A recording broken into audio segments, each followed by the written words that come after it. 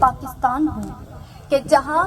لوگوں نے غلامی کی زنجیروں کو توڑنے اور اپنے آنے والی نسلوں کو آزادی کی سانس دینے کے لیے اس مٹی کو اپنا لہو پلایا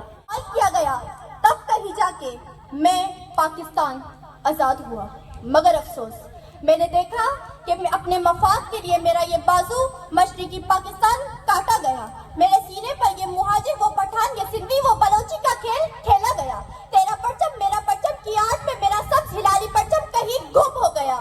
میں پاکستان چلاتا رہا، ارے زنجیریں باطل توڑ کر آزادی ہم نے پائی تھی۔ صدر علی وقار، میں پاکستان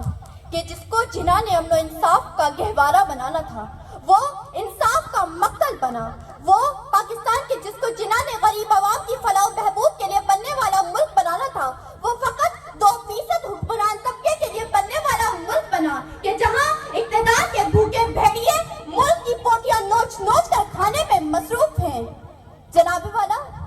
اس قوم کی بیٹیاں محرم بلوچ رباب چانڈیوں کو عدالتوں سے انصاف نہ ملنے پر سڑکوں پر نکلنا پڑتا ہے کہ جہاں پارچنار کے مسلمانوں کو نعرہ تکبیر کے ساتھ اپنے مسلمان بھائیوں کا خون بہایا جاتا ہے۔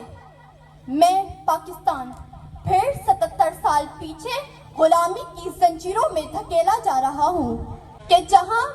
ایک جانب سے مجھے نعرے لگا لگا کر زندہ باد کیا جاتا ہے تو دوسری جانب میری قربانیوں کو ملیا میٹ کیا جاتا ہے، ایک جانب میرا نام منت سما ہے تو دوسری جانب میری شہرت پر خنجر روا ہے، ایک جانب میری عظمتوں پر ڈھنڈورا پیٹا جاتا ہے تو دوسری جانب مجھے ہی تختہ اعدام پر لٹکایا جاتا ہے۔ ارے جو دیش بڑی شان سے نکلا تھا وطن سے آج پردیس میں غریب و غربا ہے۔ میں پاکستان جناح کا پاکستان، اے پاک سرزمین کے باشعور، ایک کشتی ملت